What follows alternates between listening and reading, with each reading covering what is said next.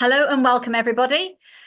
Well, it's the final Ask Us Anything About Accreditation before the August break. We'll be returning on the 4th of September, but that seems like a long way off right now.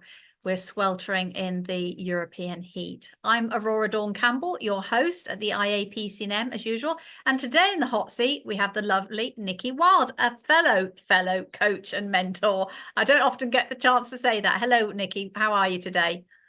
Hello, good afternoon. Are you enjoying the summer weather? It's nice to have a bit of warmth after the miserable June. It is, isn't it? But we seem to have gone from cold and wet to heat wave, where I'm absolutely melting in a pool on the floor. I would like a sort of happy medium. When I was out shopping the other day, it was 39.5 degrees in the car, which then dropped to 33 when I was Wow. outside. And the other night, Robert said it was still 30 at night time. So yeah, I'm looking forward to a bit cooler, but you wouldn't know it when you look at the sky watching the Paris Olympics because it looks quite dull and grey, but it is really hot. So we Yes. love the Olympics, don't we, Nikki? Oh, we do. I've been watching. I was saying to a friend a couple of days ago, the thing that I love about the Olympics, particularly week one, you get to watch all sorts of things that you would never usually see, all sorts of sports that I've learned about, foiling in windsurfing. I'm looking at, I go, what sort of magic is this? And Yeah. all sorts of sports that I enjoy. I love the variety of week one of the Olympics. Week two, less so because you've got all the track and field and athletic side of things. So week two doesn't excite me quite as much. But week one, I always love week one of the Olympics. So I've been glued Okay. to the live streaming of all the different updates to see what's going on. Yeah. Well, I'm a week two person. I'm more the track events, but I have enjoyed the diving, the swimming, the judo, the gymnastics. And of course, this morning we got up especially early to watch the women in the triathlon and then the men. So yeah, Team GB, we got a gold and a bronze. So well done. But what really And of course, interests me, yeah, yeah. Oh sorry. no, I was just going to say, you mentioned the diving, of course. The BBC commentary team includes the fabulous Leon Taylor, who is a medalist himself, Yes. who is part of IAPC&M, and we have interviewed him about the value of mentoring, and he shared some of Yeah, his insights from working with Team GB, mentoring the diving team, and working in the commentary team. So exactly. whenever I listen to the diving commentary, I'm listening to Leon and go, "We know Leon."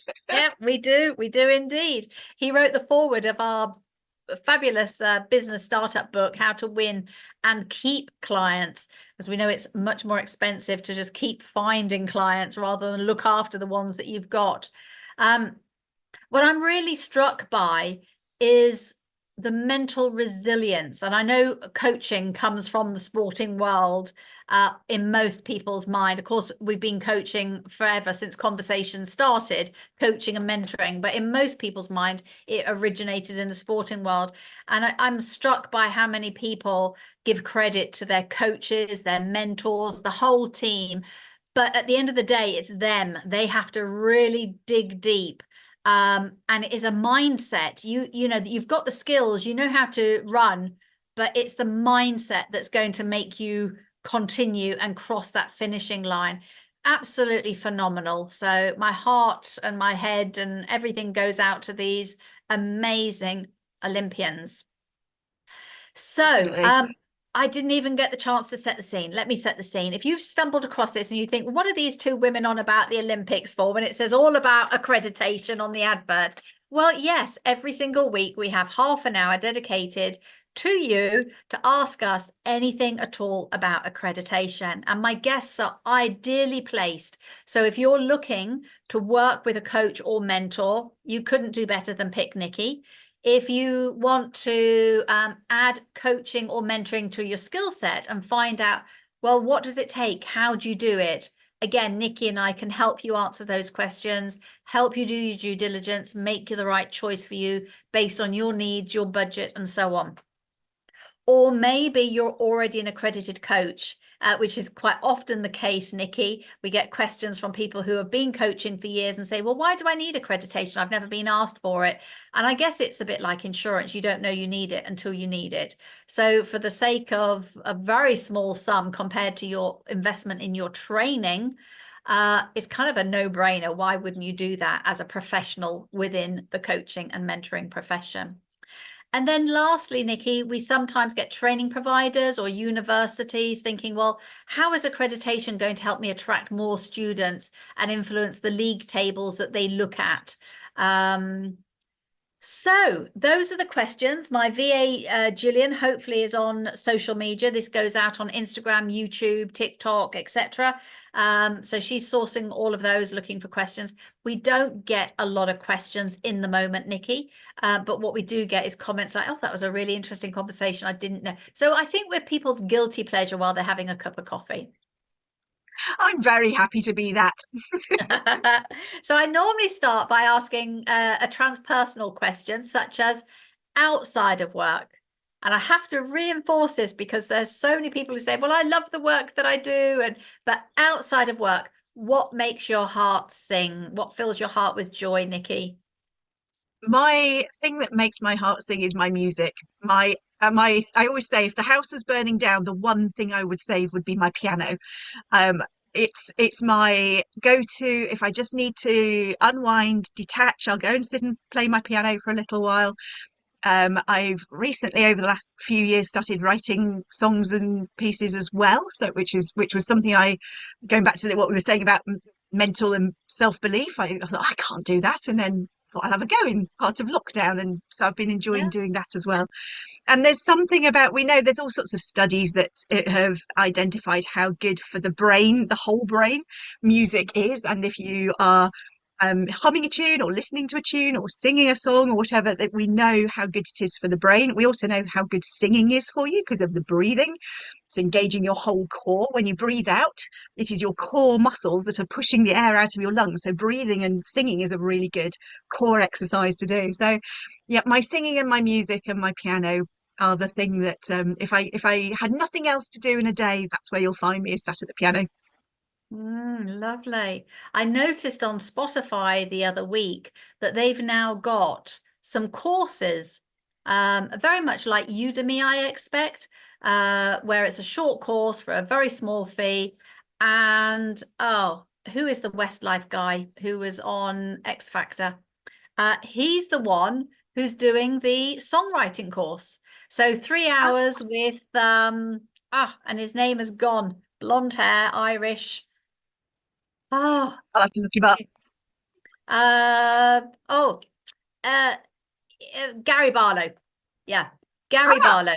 take Was that, that Westlife? take No, that. that was Take That. Take That. So he's doing the 3 hour songwriting course on Spotify, and I think it's about $47 or something. So maybe that's a little bit, because learning is also very good for the brain. So it just might motivate you to get your songs finished.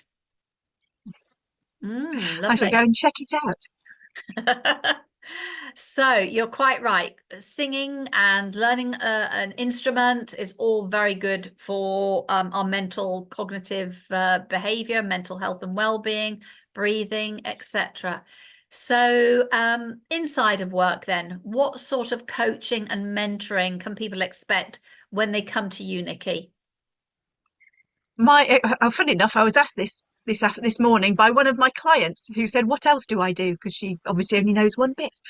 I have a Venn diagram, three circles interlocking, and at the centre of those it says I de-stress directors, because that is at the heart of the clients I work with. And my three circles are my executive coaching clients, who are, because I have a finance background, I'm still a fellow of SEMA. So I specialise in working with finance directors and their teams. I also quite often get strayed into other departments because they go, "You work with us as well." The business coaching is my fabulous professional service providers. They are owner managed, and that's where the business of coaching side of things comes in, because the work that I do with our fabulous coaches here is thinking about how to make the business as a whole run smoothly. And then my third circle of my Venn diagram is coaching culture. So as well as working with our fabulous accredited coaches and mentors in IAPC&M, in my clients, I am working with them to understand what a coaching culture is, as opposed to all the other alternatives that they could adopt. So it's coaching, developing coaching skills, coaching mentality, understanding the important distinctions between coaching and mentoring, which is why we have the professional accreditation for both, because they are not the same thing, even though in everyday world people tend to use the words. They say, I coached my team, and then we have a chat and discover they actually mentored their team. um, so I do quite a lot of work assisting, and I've given talks on the difference between coaching and mentoring and the value of both. So I'm quite it's one of my little sort of little soapboxes is using the right terminology to use to mean the right thing. We talk Mm. about in coaching the importance of clean language and using the right words that mean the right things, and so I bring that into the coaching and mentoring work that I do. I'm a very patient coach. I will ask the challenging, difficult questions to really prod and nudge. At the same time, I work with clients over time, so we do tend to focus on little projects initially, and then those tend to open the can of worms, which means we then look at this and we look at that. So I am quite a patient coach in terms of some of my clients I've been working with for a reasonably long time. Mm. Others come and go quite quickly. I've got a fabulous coachee that I'm working with at the moment who worked with me about 3 years ago in the pandemic and has just come back for some more. So it's nice to have that relationship with everyone that I've worked with over the years. Yeah. And you are one of the stalwarts in the career, really. I mean, you must be 2 decades in the industry.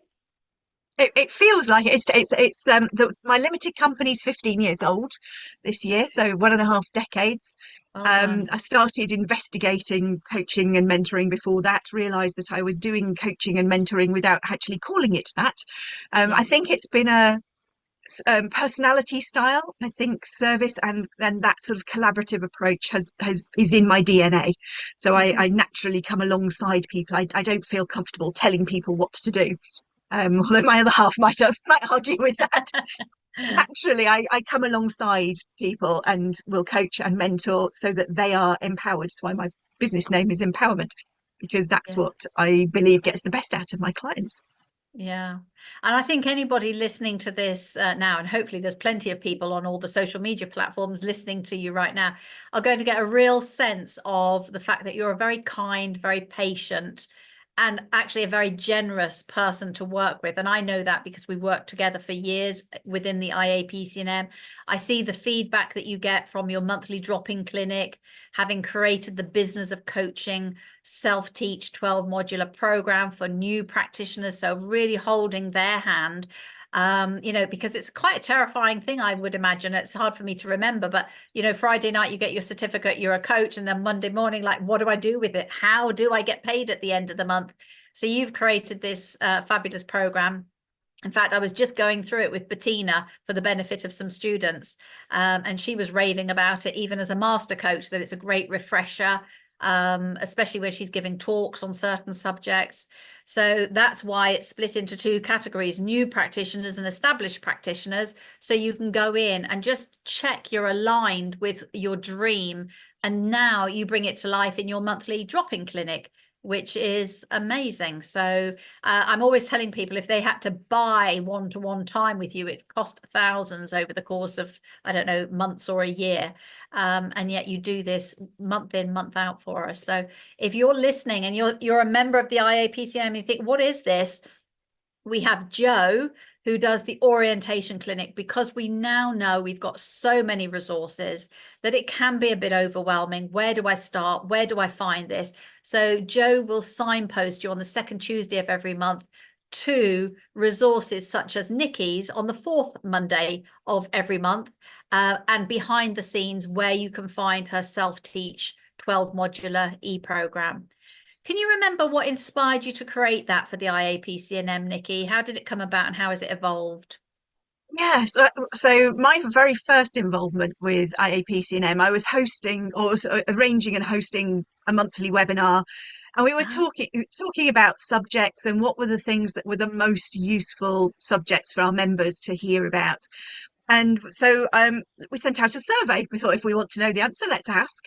And the majority of the responses came back to say that whilst people had, exactly as you say, you've got the qualification, you're a fabulous coach, mentor, you know how to do that bit, and you're worried that it's just going to be an expensive hobby because you're not actually bringing an income. And most of the professionals who value the accreditation are doing this on a professional basis. This is where they earn a living, or at least part of their living. And they were struggling with um, most of the aspects of how to do the promotion of it, the how to get the message out to their ideal audience. I heard more than one, many coaches saying that they had the impression from their qualification that once they'd trained as coaches, that they basically sort of put the open for business sign up on the door metaphorically, and people would just walk in through the door and say, can I be your customer? And then they realized the reality of that was that didn't tend to happen for most people. Even though you hang up the open for business sign, Yes. um, people don't tend to just stroll in off the street. So they were struggling with, what does that actually mean? What does a business model look like for a coach and a mentor? How do I choose how to bundle up the services that I'm offering? How do I choose how to price it? How do I get my message out to the people I want to work with?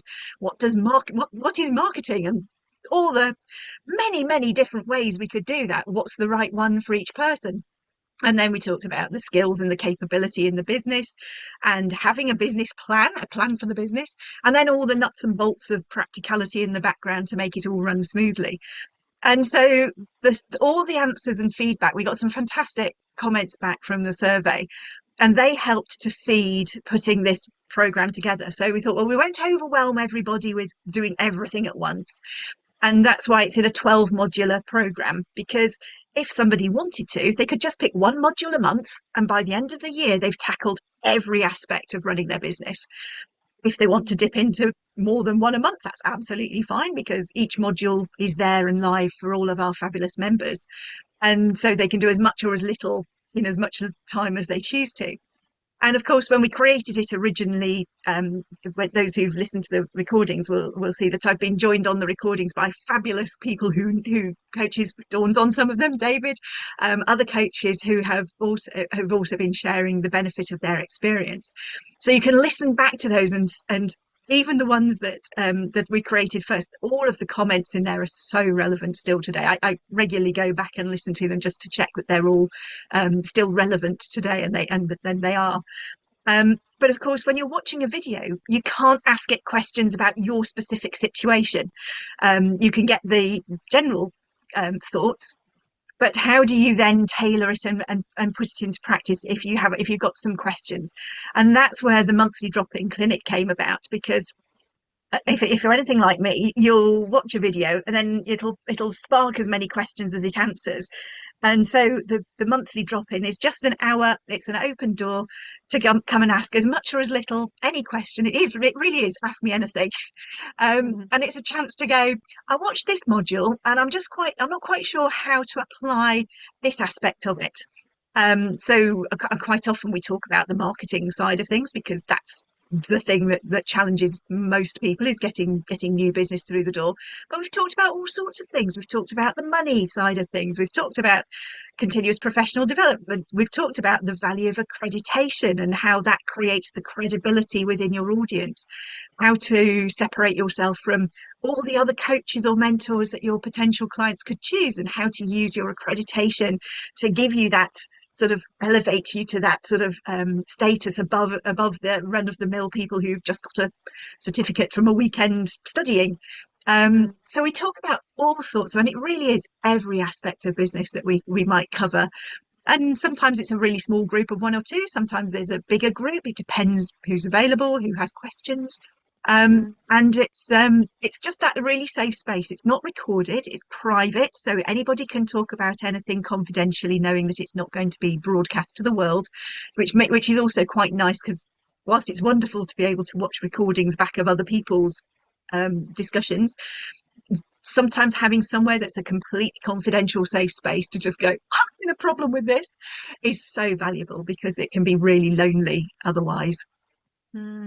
I know when I've sat in as host for you in your absence, what I've heard from some of the people is I don't have any questions. I'm just learning a lot from listening to other people. And that took me by surprise. Yeah, I think that's the thing is and that is true. You can just come and hang out, and sometimes I'll ask a question which will then prompt more questions. But um, I run a monthly regional group for coaches who are just qualifying as well, and quite often they'll say they haven't got any specific questions. They've just come to hang out and learn from each other. And I Mm, think that's the thing is where else once we've qualified and we've finished the diplomas or whatever the certification is that we've got, where else do we get the opportunity to pick the brains of other professional coaches and mentors, in a way that isn't spending a fortune investing in having supervision or working with a coach directly? Obviously, all of us have got our own clients who will ask us.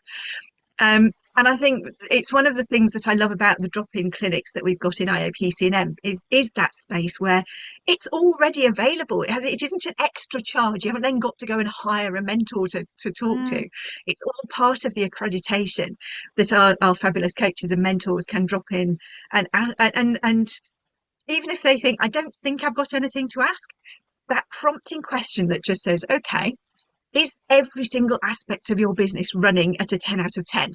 And if it isn't, which is the area that's not at a 10 out of 10 yet? And that's usually what sparks the conversation. And sometimes we have a conversation about something really specific, sometimes it's more general. mm, But all of these things, going back to the prompt about the importance of accreditation, the fact that the IAPC&M believes in its accredited professionals, we're not just there to give you a certificate that you can put a logo on a website. We genuinely want our accredited professionals to be successful, and so we put all these extra things in the members area to support throughout the year. Week in, week out, we're there in the background. They might not need us week in, week out, but when they do need us, we're there and we're ready to assist everybody. mm. Yeah, that's a very good recap. And I think it reminds me of the old 80-20 rule. I would say we have 20%, particularly on the Europeans, who soak up everything. We know them by face, we know them by name, we know them by voice. They're at everything, and they really appreciate it. And then the 80%, you just see them once in a blue moon when they need something. So it really depends on what you're looking for from your accreditation body. And the word that keeps coming up with the majority of people who come to the IAPC&M is they want community, because obviously being a coach or a mentor is a solopreneur type role, feel quite isolated, and you can feel drained by your clients' increasingly complex and sophisticated needs. You can feel a little bit burnt out, but you've got this community and all this support of like-minded professionals and these safe spaces that we're creating. Very much like when COVID was going on, we had coffee and chat, no recordings, no agenda, just a safe space. And it struck me this year how much people are valuing community. Definitely. And it seems to be one of the things, the more that gets automated, and now obviously we're seeing AI and its use in coaching, the more things that get automated and sort of done by robots, the more we value the human interactions when we get them. It seems that community is something that seems really important at the moment. And Mm. I've noticed it post pandemic. Obviously, we're all locked down and in isolation. Um, and since all that has lifted and people are interacting more, the there's been I'm seeing two groups, and again we've been having that conversation recently, is those who are very, very strong introverts who were happy hermits through all the pandemic and isolation are having to relearn how to interact with people because all of those skills were put to one side. So there's the learned behavior around networking and building connection and building relationships that doesn't necessarily come instinctively to those who are more reserved and introverted, relearning the value of it.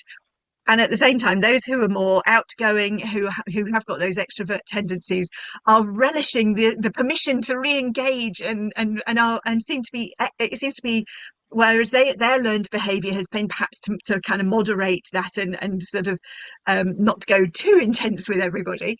I'm really embracing the community need, and have gone, I was in isolation, I was imprisoned for 2 or 3 years, and now Yeah. let me at my people. Yeah. And so I'm seeing a huge amount of value there. But it does seem to be sort of two approaches now to the interaction. Either way, that sense of community and knowing that you've got somewhere you can turn for help if you need it. Even if it's like insurance, you hope you never need the insurance policy, but when you do, you're so grateful that you've got that there. We are the same thing. We will be here for as much or as little assistance as is needed. Mm. And we hope we trust that people will remember that we are here, and that they will feel that they can turn to us when they need to. Yeah. And that when they're talking about their accreditation, that they're remembering that, I say to people, accreditation is for life. Accreditation is a lifestyle. Certification has given you the rubber stamp that you've completed whatever training for the skills development that certification was about. The accreditation, that ongoing reinforcement of your knowledge, your skills, your development, the mindset, the community, being tapped into a network of professionals. All of that is a lifestyle. You have that mentality of an accredited professional, which is very different from somebody who is a certified skilled person. And so showing up in meetings, when I go to I go to business networking events, and I ask the question quite openly. I said, did you know that there is such a thing as professional accreditation for coaches and mentors? And the majority of people in the room say no. Those who know me already obviously say yes, because they've heard me ask it before. Yeah. But it astounds me that a huge number of people in the population just don't know that accreditation even is a thing. They don't know to ask about accreditation. So when you're talking to a prospective coach or mentee, or coachee rather, to be able to explain to them that you are not only are you qualified, you are also professionally accredited, just puts them at ease. In the same way that if you're hiring an accountant, hopefully you would hire somebody who is both qualified and affiliated to one of the professional accountancy bodies, so they are accredited as well as qualified. Hopefully the same is true with coaching and mentoring, that our coachees and mentees will value the professionalism of having somebody who not only got the certificate on day one of their qualification, but has continued to build on that, and can back that up with their professional status. How much do you think that lack of awareness is either awareness versus an assumption that we are accredited, just the same as counsellors and therapists are accredited? From the conversations I've had, my experience is that it's a lack of awareness. I think that in therapy and counselling, I think there's an assumption that people are qualified, but I don't think there's an awareness that there is ongoing supervision, that there's ongoing CPD. So in my just in my network and general level of contacts, it's a lack of awareness that that it's even possible to be asking about these things. So there is I think a lack of understanding of the difference between being qualified and being accredited, and so part of my mission is to educate the audience about that, so they are asking and choosing the right professionals to work with, not necessarily whether it's me or someone else, that at least they are asking the right questions to make sure they work with the right person. I had a business coaching client a few years ago, and when I went in to meet the owner, we were talking about what they were looking to achieve and what their aspirations were through the program. And he asked me, he basically said, "Why should I choose you?" And I said, "Well, you can obviously you can choose whoever you feel is the right person. And at the same time, I am professionally accredited. And I went through my credentials from IAPC&M. and said you could choose to work with anyone, or you can choose to work with someone who takes their professionalism seriously and does the CPD and keeps their skills fresh. And he chose me. A large part of his decision was based on having accreditation, although he hadn't set out in mind with saying Yeah. I want an accredited coach. Once he knew that it existed and what that meant, he said I will never hire anyone who's not accredited in the future. Yeah. So Yeah. I think we need to have courage as coaches and mentors, to have those conversations with our networks, with our friends, with our family, because those of us who are accredited, it helps us in our marketing. I am very happy to sort of shamelessly exploit the fact that I am accredited and most of the other people in the room probably aren't, because it's a competitive market. And if we are competing for clients, then we will use whatever we need to kind of help our clients make the right decision. But at the same time, I would love it if every coach or mentor had the professional accreditation behind them, because oh my goodness, just think what that would do for our profession and the view of coaching and mentoring in the mind of the general public, if they saw that that was the case. Mm. And I mean, I agree with you. I think it's awareness. And despite being around for 26 years, educating the public, we've still got a lot to do, obviously. But this is why we've started asking the question, are you TQA? Trained, qualified, and accredited? I think insurance is quite important as well, but not every country offers insurance. But everybody can be trained, qualified, and accredited. And you can only be accredited if you've served your apprenticeship, which is different to going on you mentioned a weekend course, $7, get a diploma on Facebook and you become a coach on Monday morning. You haven't served your apprenticeship, so you'd never get accredited. So we're talking here to the professionals who are trained, qualified, and accredited. And so hopefully people will start to see this pop up an awful lot more, just to think to themselves, better do my due diligence when I'm either thinking about who am I going to train with or who I'm going to hire as a coach or a mentor.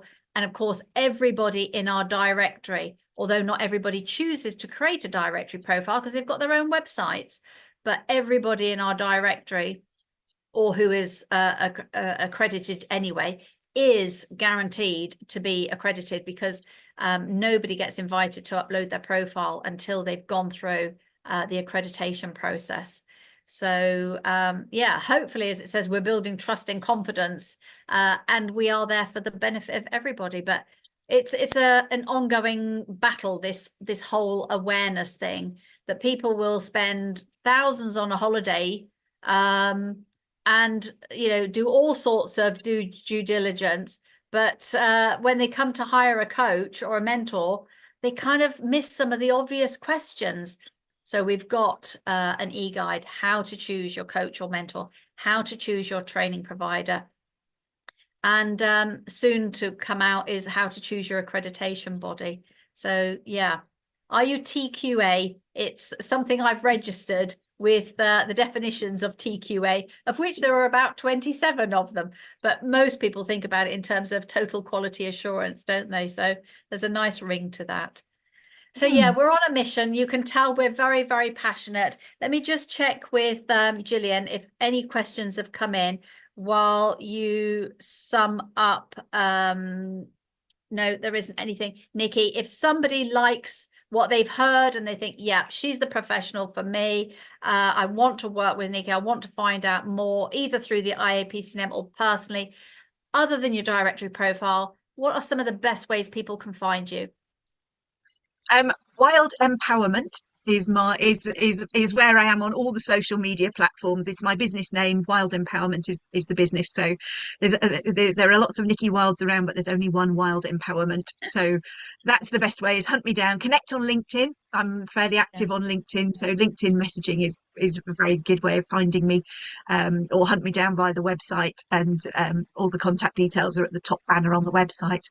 And of course via the IAPC&M, the team know me well and can forward messages on if they come in through IAPC&M as well. Right. And because there is only one Wild Empowerment, You have a waiting list. There's not many coaches that I work with and network with that have a waiting list, and you do. So when's your next intake for some clients? I'm taking in from September. I actually do have one gap next week because a client, a business coaching client, has postponed because he's gone on holiday. But he's got a last minute deal. So I do have one space for a couple of sessions in August. So if somebody what did just want to sort of dip the toe in the water kind of thing over August, there is that option. September onwards, so we're recording this at the end of July, beginning of September. I've got a bit of capacity I've freed up for the new term to really hit the Yes. ground between Christmas, between the end of the summer holidays and the end of the calendar year. Yeah, as I keep saying, we're nearer to the next Christmas than we are to the Christmas that's gone, but it's never too late to achieve your New Year resolutions. Even if you think, oh, we're into July, August, and I still haven't done them, there's still another full quarter to go. And if you haven't achieved your personal and or professional goals, and you need some help, then contact Nikki either through the directory or Wild Empowerment. I'm conscious of the time. I need to let you go because these sessions are only half an hour. Thank you as always. I love spending time with you, Nikki. I'm very high energy. I'll let you get back to the Olympics. Thank you. I could talk about accreditation for the rest of the day, but yes, I know you we could. need to get on with work. I know you could. Thank you very much. Take care. Pleasure. Bye-bye, Nikki. Bye. Oh, and I should just say, no more live restreaming throughout August. We'll be back, just to reiterate, 4th of September, you'll see us again with another guest. In the meantime, have a wonderful summer break. Bye-bye, everybody.